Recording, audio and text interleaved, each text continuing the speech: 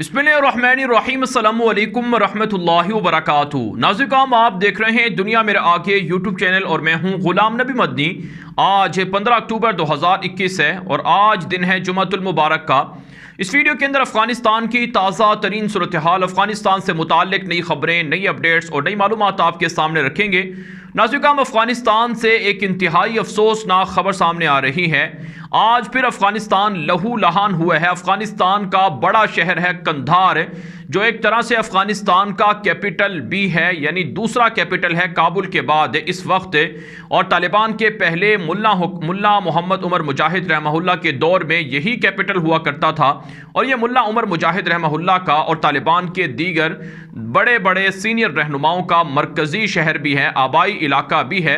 यहाँ पर आज जुमे के मौके पर एक मर्तबा फिर शिया इबादत खाने पर, इमाम बारगाह पर हमला हुआ है। और इसके अंदर अब तक की इत्तलातें सामने आ रही हैं कि 20 के करीब अफराद जाँ बहक हुए हैं, जबकि नाज़रीन 50 से ज़ायद अफराद ज़ख्मी बताए जाते हैं। गुज़श्ता जुमे को भी सूबा कुंदूज के अंदर शिया मस्जिद पर ही हमला किया गया था और आज एक मर्तबा सूबा कंधार के अंदर फिर शिया मस्जिद पर ही हमला किया गया है, जिसके अंदर निहत्ते शहरियों को मारा गया है, उन्हें कत्ल कर दिया गया है। नाज़रीन, गुज़श्ता जुमे को जो कुंदूज के अंदर हमला हुआ था उसकी जिम्मेदारी दाइश ने कबूल की थी। दाइश की वेबसाइट आमाक के मुताबिक ये हमला जो पिछले हफ्ते किया गया था, पिछले जुमे को किया गया था, वो एक गौर नस्ल से ताल्लुक़ रखने वाले एक चीनी बाशिंदे ने किया था। और इसकी वजह बताते हुए दाइश ने कहा था कि चूंकि तालिबान का चाइना के साथ ताल्लुक़ है, चाइना के साथ दोस्ती है, इस वजह से तालिबान के और चाइना के ताल्लुकात को ख़त्म करने के लिए एगोर नस्ल के जो सूबा सिंकियांग के लोग हैं वो दाइश के अंदर भर्ती हुए हैं और तालिबान पर हमले करेंगे। लेकिन नाज़रीन, सवाल ये पैदा होता है कि आखिर शिया कम्युनिटी की मस्जिद पर ही हमला क्यों हुआ है? और इससे कबल अगरचे जो काबुल के अंदर मस्जिद है वो सुन्नी मस्जिद थी, उस पर भी हमला हो चुका है, जिसके अंदर 28 अफराद जाँ बहक और ज़ख्मी हुए थे। नाज़रीन, इसकी तहकीकात तालिबान कर रहे हैं। अफ़गान तालिबान ने आज के वाक़े की शदीद मज़म्मत की है। तालिबान के हुकूमत की जानिब से कहा गया है कि दाइश पूरी दुनिया की इंसानियत के लिए ख़तरा है और ये कोई मसलकी तौर पर लड़ाई नहीं लड़ रहे हैं, बल्कि ये इंसानों के दुश्मन हैं, कातिल हैं और ये इंसानों पर हमले कर रहे हैं। अफ़गान तालिबान की जानिब से जारी होने वाले बयान में कहा गया है कि अहले तशय्यो कम्युनिटी के लोग हैं, वो हमारे शहरी हैं, हमारे भाई हैं, उन पर होने वाले हम हमले की मज़म्मत भी करते हैं और उनको इंसाफ दिलाकर दम लेंगे। चाहे कुंदूज के अंदर हमला हुआ हो या फिर कंधार के अंदर, दोनों हमलों की कड़ियाँ बाहम मिलती हैं। और नाज़रीन, आज के वाक़े की जिम्मेदारी भी दाइश की जानिब से कबूल की गई है। दाइश ने कहा है कि शिया लोग हमारे दुश्मन हैं और तालिबान इनके साथ ताल्लुकात बनाए हुए हैं, हम इन पर भी हमला करेंगे और अहले तशय्यो कम्युनिटी के लोगों पर भी हमला करेंगे। नाज़रीन, दरअसल अफ़गानिस्तान के अंदर फ़िरका वारियत फैलाने के लिए इस तरह के हमले हो रहे हैं, जिस तरह से मुख्तलिफ दीगर मुल्कों में जैसा कि पाकिस्तान के अंदर फ़िरका वारियत फैलाने की साजिशें हुई थी, इसी तरह की साजिशें अफ़गानिस्तान के अंदर भी की जा रही हैं। और अफ़गान तालिबान के ख़िलाफ़ हज़ारा कम्युनिटी को, शिया कम्युनिटी को खड़ा करने के लिए इस तरह के हमले हो रहे हैं। हालांकि तालिबान के नायब वज़ीर आज़म हैं मुल्ला अब्दुल सलाम हनफी, वो शिया रहनुमाओं से मुलाकातें करके उन्हें अमन व अमान की तहफ़्फ़ुज़ की यकीन दहानी करा चुके हैं और हज़ारा कम्युनिटी के लोग तालिबान के हक़ में बयानात दे चुके हैं, बैत कर चुके हैं कि हमें इमारत इस्लामी कबूल है और हम इसको सराहते हैं और हमें तवक्को है कि ये हमारे मसाइल को हल करेंगे। लेकिन दुश्मन नहीं चाहते कि अफ़गानिस्तान के अंदर अमन हो और अफ़गानिस्तान के अंदर तमाम मसालिक, तमाम मकातब फ़िक्र पुरअमन तरीके से रहें।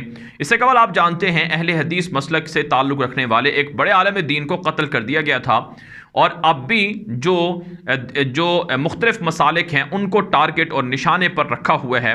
तालिबान कहते हैं कि हमने बदरी फ़ौज को, फ़ातेह फ़ौज को, मंसूरी फ़ौज को इसी मकसद के लिए मुख्तलिफ सूबों के अंदर डिप्लॉय किए हैं कि वो दाइश को ख़त्म करें और हमारे मुजाहिदीन के ऑपरेशन के अंदर कामयाबियाँ मिल रही हैं।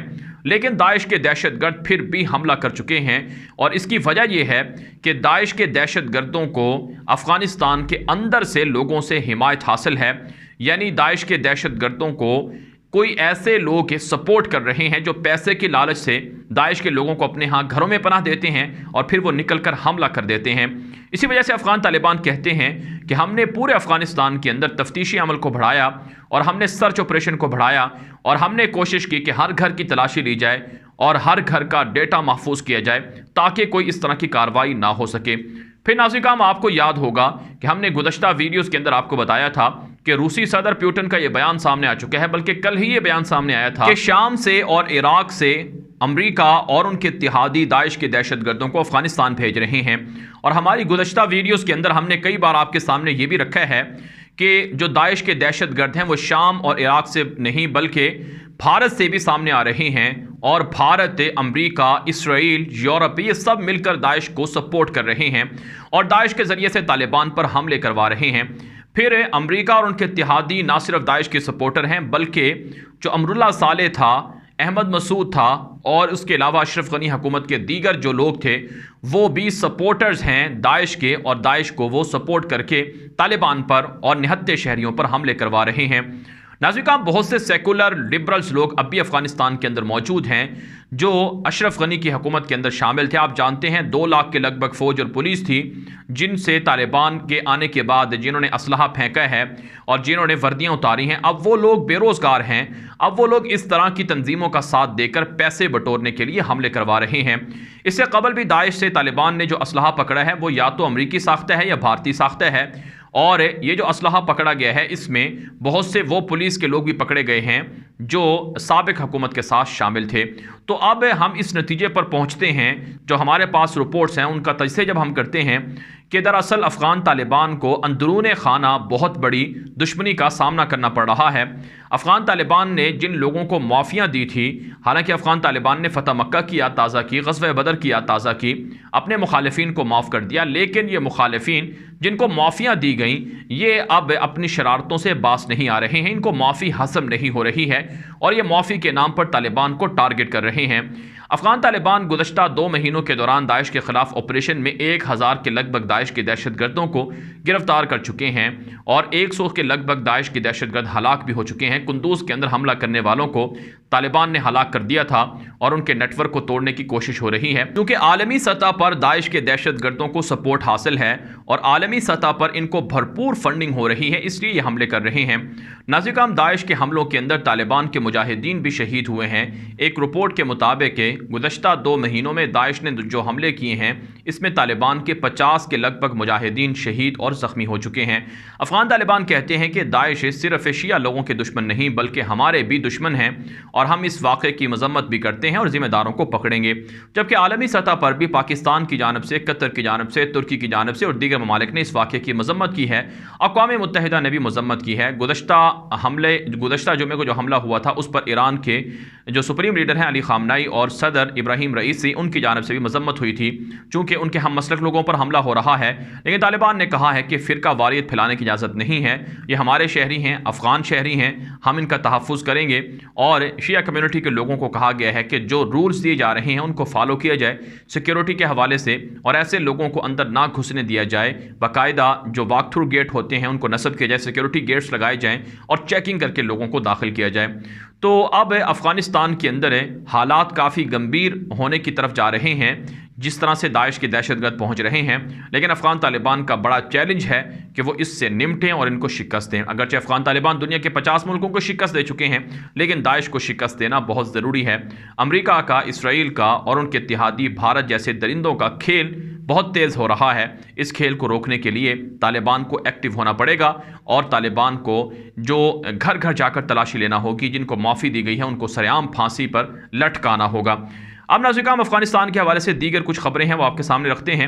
افغان طالبان کے ترجمان ذبیح اللہ مجاہد نے آج کے واقعے کی مذمت کی ہے اور کہا ہے کہ داعش کا خاتمہ کر کے دم لیں گے۔ داعش ہمارے لیے درد سر ضرور ہے لیکن ہمارے مجاہدین کام کر رہے ہیں اور داعش کے بڑے بڑے حملوں کو ہم نے ناکام بھی بنایا ہے۔ جو لوگ مارے گئے ہیں ان کو ان کے غم اور دکھ کے اندر برابر کے شریک ہیں۔ ایک خبر ذبیح اللہ مجاہد کے حوالے سے یہ بھی نشر ہو رہی ہے کہ چین کی اربوں ڈالر کی سرمایہ کاری تیار ہے۔ افغانستان کے اندر چین اربوں ڈالر کی سرمایہ کاری کرے گا، ترکی بھی اربوں ڈالر کی سرمایہ کاری کرے گا اور دنیا سے رابطے طالبان کے بڑھ رہے ہیں۔ امارت اسلامی آگے بڑھ رہی ہے، دنیا طالبان کی اسلامی امارت کو تسلیم کرنے کی طرف جا رہی ہے جو افغانستان پاکستان کے لیے اور دنیا کے لیے اچھی خبر ہے۔ افغان طالبان کے ترجمان ذبیح اللہ مجاہد نے خواتین کے حوالے سے بیان دیتے ہوئے کہا ہے کہ خواتین کو کھیلوں کی اجازت دی جا سکتی ہے، لیکن شرعی قوانین کے دائرے کار میں رہتے ہوئے یورپ ہم پر اپنا نظام مسلط نہ کرے، ہم ان کی بات نہیں مانیں گے۔ ہماری اپنی ثقافت ہے، ہمارا اپنا کلچر ہے، ہم اپنی خواتین کو باپردہ کھیلوں کی اجازت دے سکتے ہیں، لیکن ایسے کھیل جس سے شرعی قوانین کی پامالی ہو اس کی اجازت نہیں دی جائے گی اور یورپ کی بات نہیں مانی جائے گی۔ اس کے علاوہ ناظرین ایک اور بڑی خبر سامنے آ رہی ہے کہ افغان طالبان کے امیر المومنین ہیں ملا ہبت اللہ خونزادہ، ان کی جانب سے سپریم کورٹ کے لیے نئے ججز کا تقرر ہوا ہے۔ مولوی عبدالحکیم کو، جو طالبان کے سینئر کمانڈر بھی ہیں اور طالبان کے پہلے دور حکومت میں چیف جسٹس کے عہدے پر فائز رہ چکے ہیں، ان کو دوبارہ سے چیف جسٹس بنا دیا گیا ہے، اور ان کے ساتھ جو عدالت عالیہ ہے یعنی بڑی جو عدالت ہے سپریم کورٹ، اس کے لیے دیگر ان کے نائبین کا ججز کا تقرر بھی ہو گیا ہے۔ افغان طالبان شرعی قوانین کے تحت، اسلامی اصولوں کے تحت فیصلے سنائیں گے اور شرعی قوانین نافذ ہوں گے، شریعت نافذ ہوگی، اور بالکل اسلامی قوانین کے تحت ہی مجرموں کو اور جو بھی ملزمان ہوں گے ان کو فیصلے سنائے جائیں گے اور بر وقت فیصلے سنائے جائیں گے۔ ایسا نہیں ہے کہ ایک مجرم کا جو کیس ہے وہ 7 سال 10 سال 20 سال تک لٹکا رہے، بلکہ چند دنوں کے اندر فیصلے سنائے جائیں گے۔ عدالت کے اندر لوگوں کو فوری اور سستا انصاف طالبان نے فراہم کرنے کا اعلان کر دیا ہے۔ دوسری طرف سے ناظرین افغان طالبان کے نائب وزیر دفاع ہیں ملا فاضل مظلوم، جو گوانتانامو بے کے اندر 12-13 سال قید بھی رہ چکے ہیں، جو سابق طالبان کی دور حکومت کے اندر بھی وزیر دفاع رہے تھے، آرمی چیف بھی رہے تھے۔ وہ طالبان کے جو بانی ہیں ملا عمر مجاہد رحمہ اللہ، ان کے بیٹے ملا یعقوب کے نائب ہیں، انہوں نے اپنے دفتر کے اندر ذمہ داریاں سنبھال لی ہیں اور افغانستان کی وزارت دفاع کو اور دفاعی نظام کو بہتر کرنے کے لیے وہ اپنے تجربے کو اور اپنی توانائی کو صرف کریں گے، یہ بیان سامنے آ رہا ہے۔ افغانستان کے حوالے سے اب تک کی بڑی خبریں تھیں جو آپ کے سامنے رکھی گئی ہیں۔ اس حوالے سے آپ اپنی رائے کامنٹ کے ذریعے سے، واٹس ایپ کے ذریعے سے ہم تک پہنچا سکتے ہیں۔ مزید خبروں کے لیے آپ ہمارے ٹویٹر اکاؤنٹ کو فالو کر سکتے ہیں، ہمارے دوسرے یوٹیوب چینل غلام نبی مدنی کو سبسکرائب کر سکتے ہیں، اور ہمارے واٹس ایپ کے گروپوں میں شامل ہو سکتے ہیں۔ اس کے لیے آپ ہمیں میسج کیجیے، ہم آپ کو گروپوں کے اندر شامل کر دیں گے۔ اب تک کے لیے اتنا ہی اجازت دیجیے۔ السلام علیکم ورحمۃ اللہ وبرکاتہ۔